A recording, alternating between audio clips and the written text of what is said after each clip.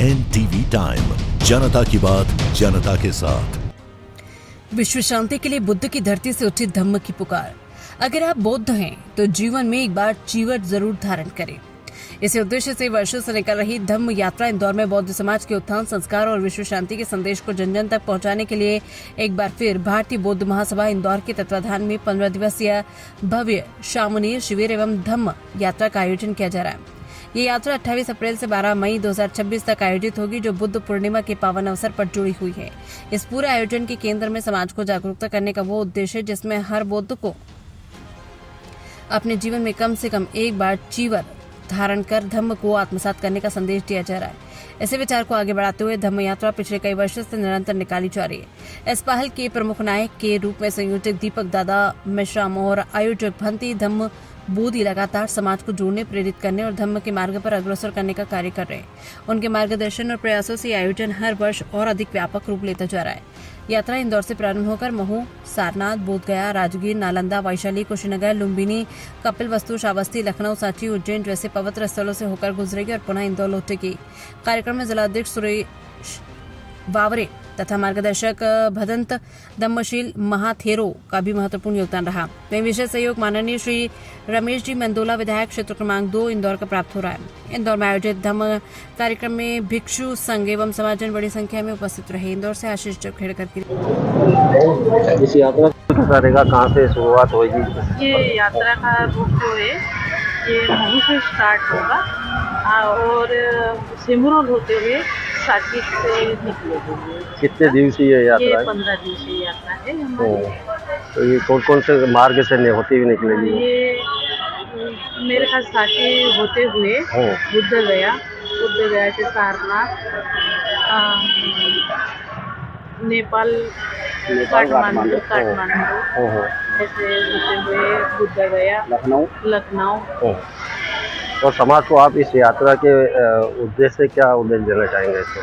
हम इस यात्रा से ये उद्देश्य देना चाहते हैं कि अभी जहाँ ऐसा माहौल चल रहा है, कहीं पर तलवार चल रही है तो कहीं कैसे चल रहे, लेकिन ये हमारा ये है, हमारे धम्म में ये है कि हम शांति से, ना तलवार चलाना है ना कुछ करना है, शांति का मार्ग अपना है और शांति के मार्ग से ही बिना तलवार से, बिना इससे ये यात्रा धम्म की यात्रा को पूरा करें। आपका सुपरिचय? मेरा इंदिरा के माध्यम से प्रतिवर्ष अनुसार सामनेर शिविर और धम्म यात्रा का आयोजन किया जाता है। अभी ये तीसरा आयोजन है और ये आयोजन प्रत्येक वर्ष अनुसार हर वर्ष होएगा। बस इसका एक मेन उद्देश्य है कि यदि आप बुद्धिस्ट है तो कम से कम आपके शरीर पर एक बार चीवर का होना जरूरी है। और चीवर का महत्व अभी भंत जी ने बताया है कि चीवर उसी के शरीर पर डलता है जिसने कहीं ना कहीं बड़े अच्छे पुण्य कार्य किए हो। इसी कारण से ये चीवर दिया जा रहा है। और अभी जैसे भंत जी ने बताया कि विश्व के अंदर जो अशांति का माहौल भी है और जगह जगह देखा जाए तो बहुत सारी अव्यवस्था पनप रही है।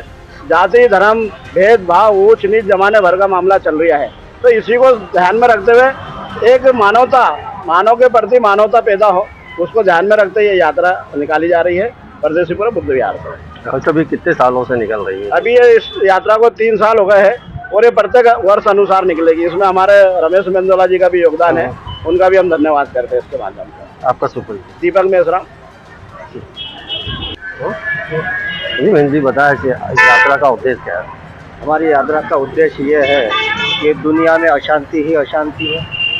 आजकल चारों तरफ युद्ध का माहौल है, तो हम इस यात्रा के माध्यम से ये चाहते हैं कि दुनिया में शांति फैली रहे। और ये जो यात्रा है ये धम्म के हिसाब से भी बहुत महत्वपूर्ण है, क्योंकि जो लोग इस चीवर को ग्रहण करते हैं वो कुछ ना कुछ अच्छे मतलब कर्म करते हैं, वो तभी ये चीवर शरीर पे आता है। तो हम जो चीवर धारण करते हैं ये पुण्य कर्म है हमारे। चीवर जो हमने लिया हमारे पुण्य कर्म है, इसलिए हमारे ऊपर चीवर आया है। और इस जो यात्रा में हम रहेंगे, चीवर में रहेंगे, तो हमारा जो ये है रोज़ की दिनचर्या वो चेंज हो जाती है। मतलब अच्छे कर्म ही करने के लिए हम प्रोत्साहित करते हैं कि लोग अच्छे कर्म करें और अपने जीवन को सफल बनाएं। ये दिनचर्या जैसे आपने बोला है कि दिनचर्या कैसी रहेगी इस दिनचर्या यात्रा के दौरान? जैसे हम घर में चाहे जैसे रह सकते हैं, मतलब दोपहर को उठेंगे, कभी भी उठ सकते हैं, कभी भी सो सकते हैं, लेकिन यहाँ सोने का टाइम, खाने का टाइम, रहने का टाइम, उठने का, बैठने से लेके तो सारे नियम है। बुद्ध के धर्म में 228 नियम है और 10 शील है।